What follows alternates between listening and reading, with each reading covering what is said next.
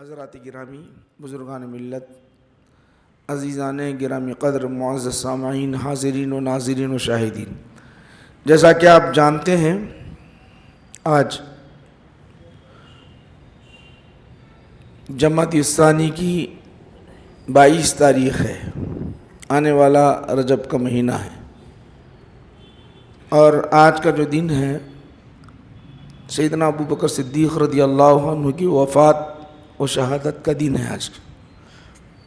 اسی مناسبت سے انشاءاللہ العزیز ہم سیدنا ابو بکر صدیق رضی اللہ عنہ کی فضیلت کے متعلق، افضلیت کے متعلق سماعت کرنے کی سعادت حاصل کریں گے۔ پہلے بنیادی عقیدہ ہمارا ذہن میں رکھ لے کہ سیدنا ابو بکر صدیق رضی اللہ عنہ تمام امتوں میں انبیاء اور رسول کو چھوڑ کر افضل ہیں، سب سے افضل سیدنا ابو بکر صدیق رضی اللہ عنہ، سب سے افضل۔ یہ ہمارا اپنا عقیدہ نہیں ہے، صحابہ کا عقیدہ ہے، اہل بیت کا عقیدہ ہے۔ یہ ہمارا اپنا نہیں ہے، یہ صحابہ کا، اہل بیت کا، اس زمانے کے اہل بیت کا، آج کے نہیں، اس زمانے کے اہل بیت کا عقیدہ ہے کہ سیدنا ابو بکر صدیق رضی اللہ عنہ امت میں سب سے زیادہ افضل ہیں، افضل۔ یہ ہم اس بات کو ذہن میں رکھ لیں۔ میں انشاءاللہ العزیز اس کا تذکرہ قرآن اور احادیث شریفہ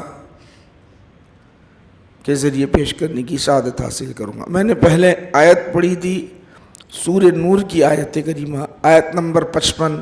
اللہ تعالیٰ اس میں ارشاد فرماتا ہے وَعَدَ اللَّهُ الَّذِينَ آمَنُوا وَعَمِلُوا الصَّالِحَاتِ، فرماتا ہے آمنوا منکم وعملوا الصالحات، اللہ نے وعدہ کیا جو ایمان لائے تم میں سے اور نیک عمل کیے، لَيَسْتَخْلِفَنَّهُمْ، ضرور خلیفہ بنائے گا۔ لفظ غور کرو آپ، لَيَسْتَخْلِفَنَّهُمْ، ضرور خلیفہ بنائے گا، فی الارض، زمین میں، كَمَا اسْتَخْلَفَ الَّذِينَ، جیسا کہ پچھلی امت میں خلیفہ بناتا رہا، كَمَا اسْتَخْلَفَ الَّذِينَ مِن قَبْلِهِمْ وَلَيُمَكِّنَنَّ لَهُمْ دِينَهُمُ الَّذِي ارْتَضَىٰ لَهُمْ وَلَيُبَدِّلَنَّهُم مِّن بَعْدِ خَوْفِهِمْ أَمْنًا، ضرور بضرور ان کو قدرت دے گا اس دین کی جس دین سے وہ راضی ہے، خوف کے بعد امن پیدا کریں گے وہ لوگ۔ یہ آیت کریمہ میں ہے۔ کیا ہے اللہ تعالیٰ کیا ارشاد فرما رہا؟ پہلے ایمان لانا، اچھے عمل کرنا، بہترین سب سے اچھے عمل ہے، ضرور بضرور خلیفہ بنائے گا۔ آپ جانتے ہی اللہ کے رسول صلی اللہ علیہ وسلم خود اپنی زبان اقدس سے ارشاد فرمائے تھے الخلافۃ بعدی 30 سنۃ، حضور نے ارشاد فرمایا میرے بعد 30 برس تک خلافت چلتے رہے گی، خلافت راشدہ چلتے رہے گی 30 سال تک۔ اور دیکھو 30 سال تک چلتے رہی برابر۔ اللہ کے رسول صلی اللہ علیہ وسلم نے ارشاد فرمایا میرے بعد خلیفہ ہوں گے، وہ دور 30 سال کا رہے گا، اور قرآن بھی بیان کر رہا ہے، قرآن بھی خود بیان کر رہا ہے۔ دیکھو آپ 2.5 برس سیدنا ابو بکر صدیق رضی اللہ تعالیٰ عنہ خلیفہ اول خلافت کے منصب پر فائز رہے 2.5 سال تک۔ اس کے بعد سیدنا عمر فاروق رضی اللہ عنہ 10 سال تک وہی منصب پر، پھر سیدنا عثمان غنی رضی اللہ عنہ 12 سال تک، اس کے بعد سیدنا علی کرم اللہ وجہہ 5.5 سال تک، امام حسن رضی اللہ عنہ 6 مہینے تک، اس طرح 30 سال تک کا دور ہے۔ یہ 30 سال تک کا یہ جو دور ہے خلافت کا دور حضور نے ارشاد فرمایا، میرے بات چلتے رہے گی مسلسل تسلسل کے ساتھ. یہ جو ہے خلافت کا دور اگر آپ دیکھیں گے تو پہلے خلیفہ کون بنے؟ سیدنا ابو بکر صدیق رضی اللہ عنہ، حضور کے فرمان کے مطابق. اب غور کریے، سیدنا ابو بکر صدیق رضی اللہ عنہ کی خلافت کے متعلق ایک خاتون آئی رسول کریم صلی اللہ علیہ وسلم کی بارگاہ میں وہ حدیث پڑھ رہا ہوں جو امام بخاری لائے ہیں، اس کا ترجمہ کروں گا تاکہ آپ کے ذہن میں رہے. یہ روافظ شیعہ جو حضرات ہیں نا، یہ بات تو عام کرتے ہیں سیدنا ابو بکر صدیق رضی اللہ عنہ یہ تینوں خلیفہ کو بہت برا بلا کہتے ہیں، غاصب خلافت کہتے ہیں، نہیں معلوم کیا کیا بولتے ہیں، جبکہ قرآن یہ کہہ رہا ہے اور احادیث شریفہ سے وارد ہے. اگر یہ عقیدہ فی زماننا ایسا ہو چکا ہے کہ ہمارے نوجوان بچے موبائل میں جس کی تقریر آ گئی اچھی معلوم ہو گئی چرب زبانی سے کام لے رہا ہے اور جو چاہے بول دے رہا ہے، دلائل بھی پیش کر رہا ہے، فوراً رغبت کرنا شروع کر دیتے، مان لیتے، عقیدہ بگڑ جاتا. جب عقیدہ اگر آپ کا بگڑ گیا تو پھر اعمال لے کے کیا کریں گے؟ جب تک عقیدہ مضبوط نہیں ہے پھر عمل کوئی کام کا نہیں آپ کا. تو دیکھو میں آپ کو حدیثیں سنا رہا ہوں، سارے کے سارے احادیث شریفہ آپ حضرات کے سامنے پیش کروں گا انشاءاللہ العزیز. ہوا یہ کہ قال یہ روایت ہے جبیر بن مطعم رضی اللہ عنہ سے روایت ہے. قال بخاری ہے صفحہ نمبر 516 جلد اول، کیا ہے سن لیجئے. قال ان اتت امرأة الى النبي صلی اللہ علیہ وسلم فامرها ان ترجع الیہ قالت ارأیت ان جئت ولم اجدك كأنها تقول الموت قال ان لم تجدنی فأتی ابا بکر. ایک خاتون آئی حضور کے دربار میں آ کے کچھ مانگنے لگی تو حضور نے دے دیا. دے کر جب جانے لگی تو حضور نے فرمایا، پھر دوبارہ آئے. دوسری روایت میں آتا ہے اسی کی، جانے لگی پھر عرض کرنے لگی، یا رسول اللہ اگر آپ کو نہ پاؤں تو کہاں جاؤں؟ میں آؤں گی، نہ پاؤں تو کہاں جاؤں؟ یعنی آپ کی موت ہو جائے، دنیا سے چلے جائے تو جاؤں کہاں میں؟ اگر آپ کو نہ پاؤں تو جاؤں کہاں؟ تو رسول کریم صلی اللہ علیہ وسلم ارشاد فرماتے ہیں، کیا ارشاد فرماتے ہیں؟ فَإِن لَمْ تَجِدْنِي فَأْتِي ابا بکر، ابو بکر کے پاس آنا. اپنی زندگی میں بتا رہے ہیں آپ، اپنی ہی زندگی میں آپ یہ بتا رہے ہیں، کیا بتا رہے ہیں؟ کہنا فَأْتِي ابا بکر، ابو بکر کے پاس آنا. تو یہ جانشین بیان بنا رہے ہیں رسول کریم صلی اللہ علیہ وسلم. اسی طرح نبی کریم صلی اللہ علیہ وسلم جو علیل ہوئے، بیمار ہوئے، جس بیماری میں آپ دنیا سے چلے گئے وہ تقریباً 12-14 دن آپ بیمار رہے. اس میں اگر افاقہ ہوتا رہا، افاقہ کا مطلب کیا؟ اگر طبیعت اچھی ہوتی رہی تو نماز کے لیے مسجد میں آتے تھے، نہیں ہوئی تو وہیں پر نماز پڑھتے، اٹھ نہیں سکتے اور حکم دیتے کہ نماز پڑھ لو. حکم دیتے تو کس کو دیتے؟ غور کرو آپ. مرو ابا بکر فلیصلی بالناس. حضور نبی کریم صلی اللہ علیہ وسلم ارشاد فرماتے ابو بکر صدیق رضی اللہ عنہ کو حکم دو کہ وہ نماز پڑھائیں. حالانکہ صحابیات وہ عرض کرتی ہیں وہ رقیق القلب ہیں، آپ کو مصلی پہ نہیں دیکھیں گے، روئیں گے، اپنی آواز قوم تک نہیں پہنچا سکیں گے. عمر کو، دیگر صحابہ کو کہو یا رسول اللہ. حضور جلال میں آ گئے، غضب میں آ گئے. 3 مرتبہ فرمایا، 3 مرتبہ. تو جب آپ 12 دن بیمار رہے، جب نماز پڑھانے کی ضرورت تھی امام کی تو کس کو حکم دیا؟ سیدنا ابو بکر صدیق رضی اللہ عنہ کو حکم دیا کہ لوگوں کو نماز پڑھائے، لوگوں کو نماز پڑھائے۔ تو اس سے بات واضح ہوتی ہے کہ اپنا جانشین خود اللہ کے رسول صلی اللہ علیہ وسلم نے اپنی حیات میں طے فرما دیا ہے، اپنی زندگی میں طے کیا۔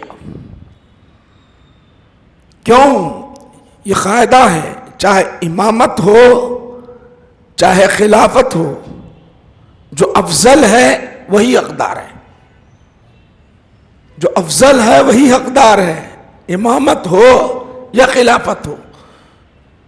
کیونکہ رسول کریم صلی اللہ علیہ وسلم نے ارشاد فرمایا افقہ اقرا، جو اقرا سب میں زیادہ اچھی طرح زیادہ قرآن پڑھنے والا، زیادہ فہم رکھنے والا وہی حقدار ہے۔ حضور نے وہ متعین کر دیا اور آپ کو امام بنایا، یاد رکھ لیں۔ اور کیوں نہ بناتے، ان کی کتنے احسانات ہیں آپ اندازہ نہیں کر سکتے۔ سب سے پہلے ایمان لانے والے دین کے لیے 40,000 درہم جو مال تھا سب دین کے لیے وقف کر دیا۔ آج ہمارے جیب میں اگر کچھ پیسہ ہوتا ہے، اگر کوئی زائد رقم کوئی مانگتا ہے، یہ پریشان حال ہے، تو فوراً ہم پوچھتے ہیں اس کو زکوٰۃ کا مال چلتا ہے کیا مول صاحب؟ زائد اس کو زکوٰۃ کا مال چلتا ہے کیا؟ دے دوں؟ 40واں حصہ مال کے، اپنے پاس ٹوٹل مال کے 40واں حصہ دینے کے لیے ہم پیچھے ہٹتے ہیں، وہ بھی زکوٰۃ فرض ہے۔ بلکہ پوچھتے ہیں جنہوں نے 40,000 درہم بلا تأمل، جو مسلمان ہوتے انہیں جو تکلیف دیتے ظالم مشرکین کفار، تو اپنا سارا مال، سارا کا سارا مال اس دین کے لیے انہوں نے قربان کیا۔ دولت سے محبت نہیں تھی، اسلام سے محبت تھی، مذہب سے محبت تھی، اللہ کے رسول سے محبت تھی، اسی لیے سارا مال لٹاتے چلے جا رہے ہیں اور خوش ہو رہے ہیں، لٹا کر خوش ہو رہے ہیں، خرچ کر کے خوش ہو رہے ہیں، خرچ کر کے سرور ان کے اندر ہے۔ یہ نہیں کہ میرا مال چلا گیا ہے، مال میں کمی ہے، یہ تصور نہیں ہے۔ مال خرچ کر کے خوش ہو رہے ہیں۔ کون ہے؟ سیدنا ابو بکر صدیق رضی اللہ عنہ۔ سب سے پہلے سن لیجئے، سب سے پہلے اگر کوئی اسلام کے خاطر اگر کوئی زخمی ہوا ہے تو سیدنا ابو بکر صدیق رضی اللہ عنہ۔ نبی کریم صلی اللہ علیہ وسلم خانہ کعبہ میں خطبہ دے رہے تھے، خطبہ دے رہے تھے، ظالم مشرکین آئے، حضور کو مارنے کے لیے آئے، جس کو میرے آقا کو ہاتھ اٹھانا چاہا، بیچ میں آ گئے، اپنا سینہ سامنے رکھا، اپنے آپ کو سامنے پیش کیا، ٹوٹ پڑے سیدنا ابو بکر صدیق رضی اللہ عنہ پر، ایسا ٹوٹ پڑے کہ زمین پر گرا دیا، مارتے چلے گئے، بے ہوش ہو گئے۔ ظالموں نے یہ سمجھا کہ ابو بکر مر چکے ہیں، ابو بکر مر چکے ہیں۔ ہوش چلا جانا، ایک یاد رکھو، ہوش چلا جانا کب جاتا ہے جانتے ہو؟ خوف ہو تو جائے گا، مضبوط دلیر ایسے شخص کو جب مارا جائے کب جائے گا ہوش؟ خوب مارا جائے۔ تو جب ان کے خاندان والے گھر لے گئے، گھر لے جانے کے بعد ہوش آیا، والدہ کہتی ہے پانی پیو، کھانا کھا لو، زخم کا علاج کر لو، بیٹھ جاؤ، تو پہلا جملہ نکلتا ہے ابو بکر صدیق رضی اللہ عنہ کا، میرے آقا کیسے ہیں؟ محمد عربی صلی اللہ علیہ وسلم، حضور کیسے ہیں ذرا بولو تو صحیح۔ کہا گیا اچھے ہیں، نہیں اطمینان نہیں ہوتا مجھے، چل نہیں سک رہے تھے، کھڑے نہیں ہو سک رہے تھے، لوگوں کو سہارا دے کر حضور کے دربار میں گئے. جب آقا کو دیکھا زار و قطار رونے لگ گئے، آنکھوں سے آنسو بہنے لگ گئے. یہ وہ سیدنا ابو بکر صدیق رضی اللہ عنہ ہیں، اس دین کے لیے سب سے پہلے جو آج ہم اسلام کا دم بھرتے ہیں، سب سے پہلے مال خرچ کرنے والے سیدنا ابو بکر صدیق رضی اللہ عنہ ہیں. سب سے پہلے اپنی قربانی پیش کرنے والے سیدنا ابو بکر صدیق رضی اللہ عنہ ہیں. سب سے پہلے اس دین کے لیے خطبہ پڑھنے والے مکۃ المکرمہ میں خانہ کعبہ کے اندر جا کر سیدنا ابو بکر صدیق رضی اللہ عنہ ہیں. سب سے پہلے دین کی دعوت پیش کرنے والے سیدنا ابو بکر صدیق رضی اللہ عنہ ہیں. آپ کی دعوت پر سیدنا عثمان غنی رضی اللہ عنہ ایمان لے آتے ہیں. آپ کی دعوت پر اسلام لا کر خاموش نہیں رہے، بلکہ سب سے پہلے دین کی دعوت جو آپ دے رہے تھے سیدنا عثمان غنی رضی اللہ عنہ ایمان لائے. اور جانتے ہو ایک ایمان لا لے، کسی کے ہاتھ پر اگر ایمان لائے، اس کے بعد ان کی اولاد، ان کی نسل، قیامت تک جو پیدا ہونے والی جو نسل ہے ایمان پر، سب کا سب ثواب کس کو جا رہا ہے؟ ابو بکر صدیق رضی اللہ عنہ کو جا رہا ہے. پورا کا پورا ثواب جا رہا ہے سیدنا ابو بکر صدیق رضی اللہ عنہ. ایک ہجرت نہیں، بلکہ قرآن اور اسلام سے ایسا لگاؤ تھا، ایسا لگاؤ تھا. سب سے پہلے اس دین میں اگر کوئی مسجد بنایا ہے تو ابو بکر صدیق رضی اللہ عنہ. بخاری میں ہم پڑھ چکے ہیں سیدنا ابو بکر صدیق رضی اللہ عنہ نے کیا کیا جانتے ہو؟ مکہ میں کوئی خانہ کعبہ کے علاوہ مسجد نہیں تھی. قرآن کی تلاوت کیا کرتے تھے، قرآن سے بہت شغف تھا. رات مغرب ہوتے، عشاء کی نماز ہوتے ہی جو نماز فرض تھی قرآن کی تلاوت کرتے. جتنا مصحف یاد تھا وہ قرآن کی تلاوت کرتے. مشرکین نے اعتراض کیا، یہ قرآن کو سن کر ہمارے بچے بہک نہ جائیں، ہماری عورتیں بہک نہ جائیں، ابو بکر کو نکال دو. نکالا گیا، مکۃ المکرمہ سے سیدنا ابو بکر کو نکالا گیا، کسی کو نہیں، ابو بکر صدیق رضی اللہ عنہ کو نکالا گیا. جب نکالا گیا جا رہے تھے تو پھر ایک سردار انہیں امن دیا. بخاری شریف میں ہم پڑھ چکے ہیں. پھر آنے کے بعد انہوں نے کیا کیا جانتے ہو؟ جو عشق اندر تھا، خدا کا عشق تھا، رسول کا جو عشق تھا، وہ برداشت نہیں کر پا رہے تھے. شام میں سہن کو مسجد بنا دیا. اب جو ہونا ہے ہونے دو، جو مشرک کرنا ہے کرنے دو، جو کر لیتے ہیں کر لے دو. اپنے گھر کے صحن کو مسجد بنا دیا. وہاں ٹھہر کر قرآن کی تلاوت جب کرتے، مشرکین کی عورتیں آتی، بچے آتے سننے کے لیے. مشرکین پریشان ہو گئے، یہ قرآن کی تلاوت کرتے ہیں، کہیں ایسا نہ ہو کہ ہمارے بچے مسلمان ہو جائیں گے، ہماری عورتیں مسلمان ہو جائیں گے. پھر آ کر کہنے لگے یہاں سے نکل جاؤ. یہ سلسلہ جاری ہی تھا. اللہ نے حکم دیا ہجرت کرو، تو سب ہجرت کرتے چلے جا رہے ہیں. سب ہجرت. اللہ کے رسول کے دربار میں عرض کیا، یا رسول اللہ صلی اللہ علیہ وسلم میں ہجرت کروں؟ تو اللہ کے رسول نے فرمایا ابھی حکم نہیں ملا، تم رکے رہو.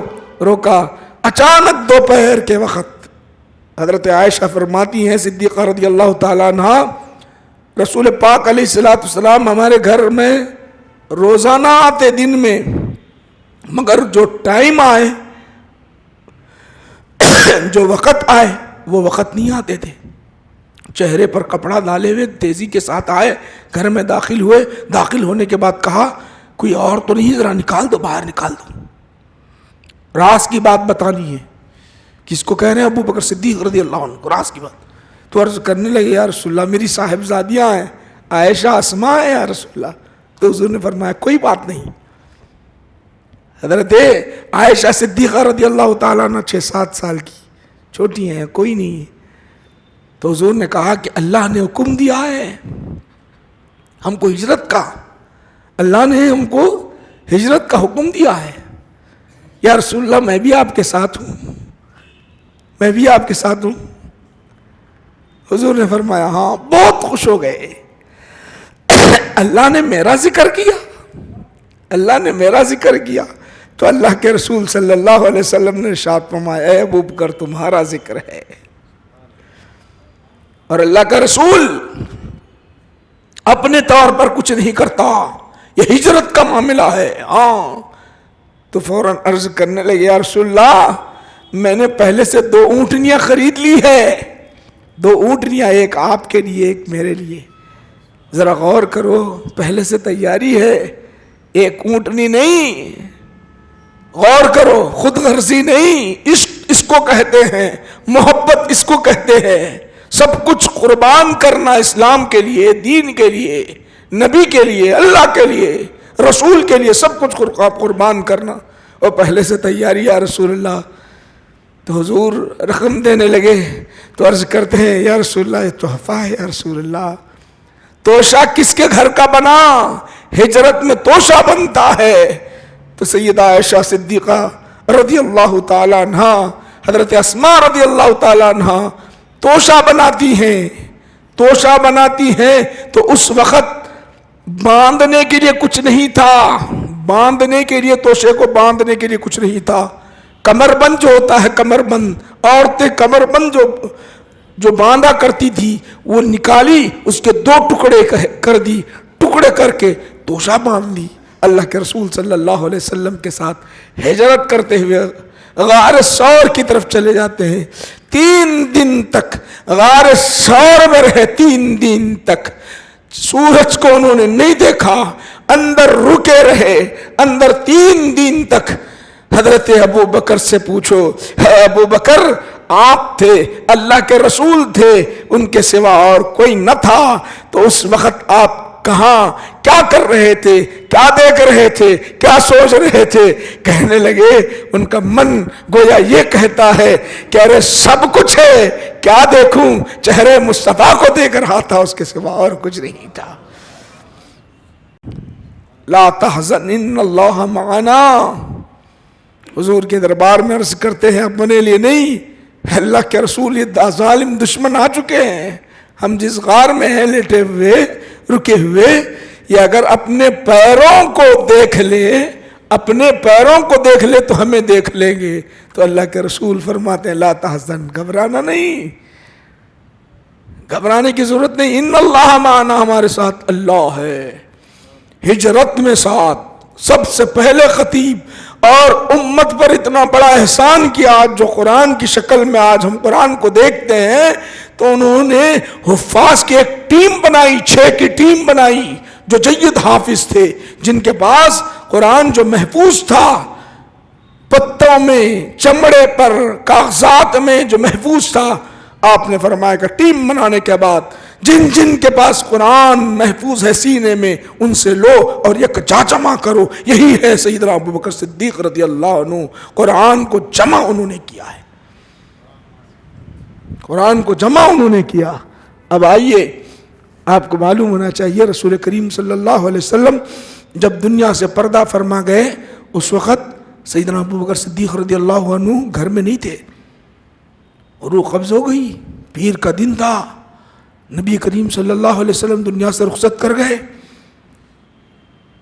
حضرت عائشہ صدیقہ رضی اللہ تعالیٰ عنہ کہتی ہے، قربان جائے وہ عظمت عائشہ، ہماری ماں پر ظالم ظلم کرنے والے بدبخت سیدہ عائشہ صدیقہ رضی اللہ تعالیٰ عنہ کو برا بھلا کہتے ہیں، جن کی شان میں 10 آیتیں اللہ تعالیٰ نے نازل کر دے، اور جس کے سینے پر اللہ کے رسول کا سر مبارک ہو، روح نکالی جائے، روح نکلے، اس سے بڑھ کر اور کیا ہونا چاہیے؟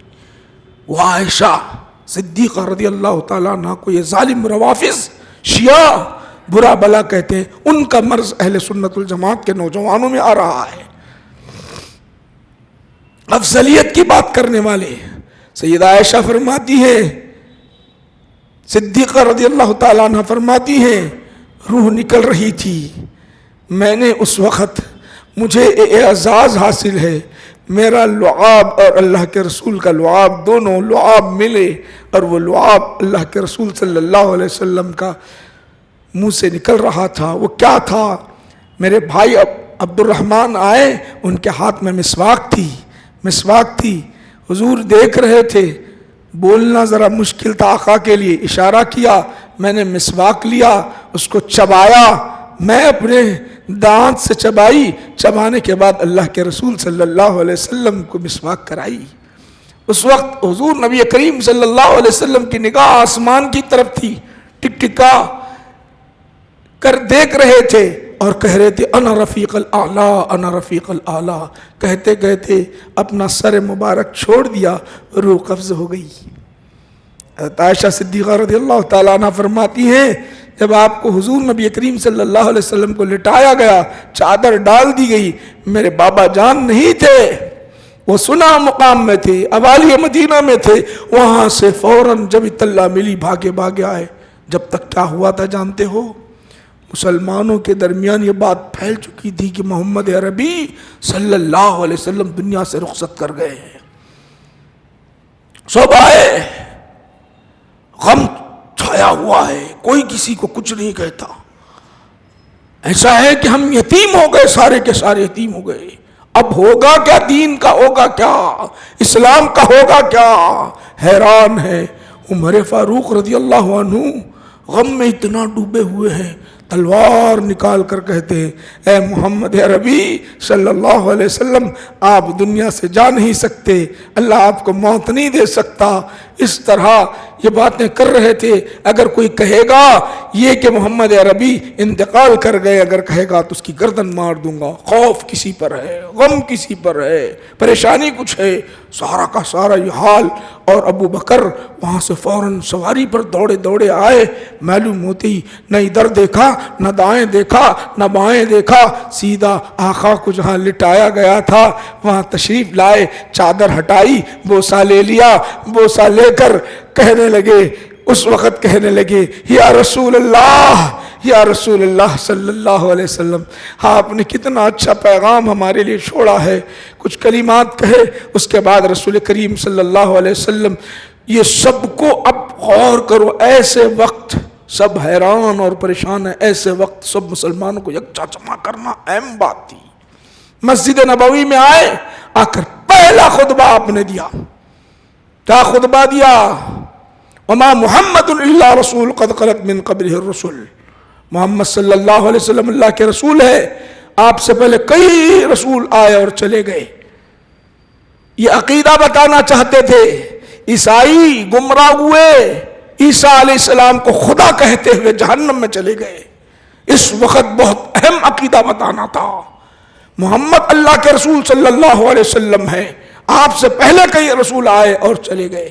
وما محمد الا رسول قد خلت من قبل رسول افإن مات أو قتل انقلبتم على أعقابكم، جب انتقال کر جائے یا شہید ہو جائے تو کیا تم اے مسلمانوں پچھلے پیر پلٹ جاؤ گے؟ ومن ينقلب على عقبيه، اگر کوئی پلٹنے والا، اللہ کہتا ہے پلٹتا ہے پلٹ دے، اللہ کو کوئی نقصان پہنچانے والا نہیں ہے۔ یہ آیت پڑھنا تھا، جو غم تھا، پریشانی تھی، چھٹ گئی۔ کہنے لگے آج ہی قرآن کریم کی آیت نازل ہوئی، ایسا معلوم ہو رہا ہے۔ سکتہ طاری تھا، سکون میں آ گئے۔ مگر اس وقت کیا ہوا جانتے ہو؟ مہاجرین جو انصار تھے ان میں سے بعض کہنے لگے ہم میں سے کوئی ایک امیر ہوگا، مہاجرین میں سے کوئی ایک امیر ہوگا۔ بحث چل ہی رہی تھی، فوراً وہاں حضرت عمر فاروق، سیدنا ابو بکر صدیق، ابو عبیدہ بن جراح رضی اللہ عنہ چلے گئے۔ یہ بات کو ختم کرتے ہوئے حضور حضرت ابو بکر نے ارشاد فرمایا صحیح ہے اے انصار، تمہارے بہت احسانات ہیں، مگر اللہ کے رسول کا فرمان تم نے بھی تو سنا ہے، سن لو، میں سنانا چاہتا ہوں۔ حضور نے فرمایا خلیفہ قریش سے ہوگا، خلیفہ قریش سے ہوگا۔ چونکہ انصار قریش نہیں تھے، وہاں خاموش ہو گئے۔ وہاں عمر بھی تھے، ابو عبیدہ بن جراح بھی تھے اور دیگر تھے۔ فوراً کہنے لگے عمر پر بیعت کر لو۔ تو حضرت عمر کہنے لگے آپ سے بڑھ کر کوئی نہیں۔ اسی وقت بیعت شروع ہو گئی، سارے کے سارے ایک کے بعد دیگر، ایک کے بعد دیگر، ایک کے بعد دیگر آتے گئے، بیعت کرتے چلے گئے۔ حضرت علی رضی اللہ عنہ بھی 6 مہینے کے بعد آ کر بیعت کیے ہیں. سارے صحابہ بیعت، سارے اہل بیت بیت، کسی نے انکار نہیں کیا. تھوڑا سا اختلاف تھا وہ ختم. تو صحابہ کہتے ہیں، بخاری کہتی ہے، ہم سیدنا ابو بکر صدیق رضی اللہ عنہ کو سب سے افضل جانتے تھے، سب سے افضل جانتے تھے. اس وقت کیا ہوا جانتے ہو؟ یہ تو ختم ہو گیا، سب بیعت کرے چلا سلسلہ. کچھ مسلمان آیا کہ بولنے لگے قبیلے کے، بولے ہم جو ہے اسلام پر باقی رہتے، نماز پڑھتے، زکوٰۃ نہیں دیتے، اب کیا کریں گے؟ یہاں سے نئے فرقے شروع ہو رہے تھے. حضرت ابو بکر بولے نہیں، ان کے خلاف جہاد کرو. جہاد کیا گیا، وہ فتنے کو ختم.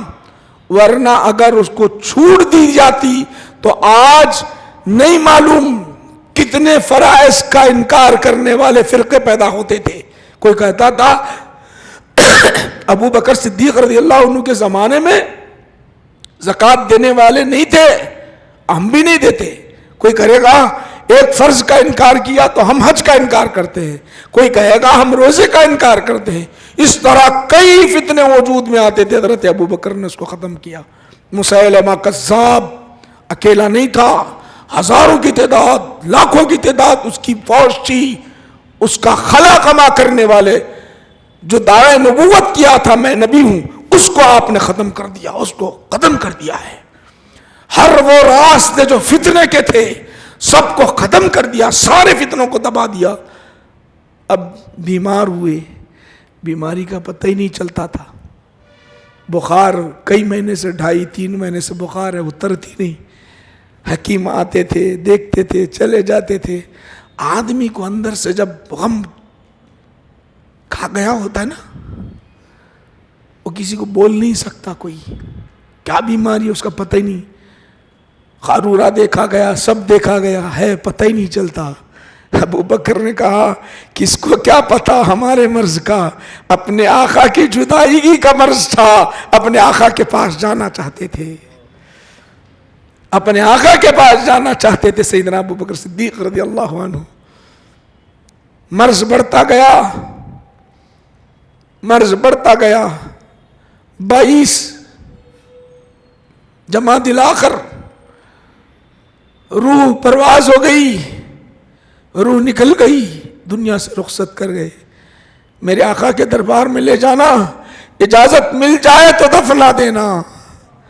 دربار رسالت میں اجازت مل جائے تو دفنا دینا. لے جایا گیا، لے جا کر خدموں کے پاس رکھا گیا. حبیب کو حبیب کے پاس لایا جائے تو نبی کریم صلی اللہ علیہ وسلم کے پہلو میں جگہ ملی ہے، پہلو میں جگہ ملی ہے. حضور کے نبی کریم صلی اللہ علیہ وسلم کے پہلو میں جگہ ملی.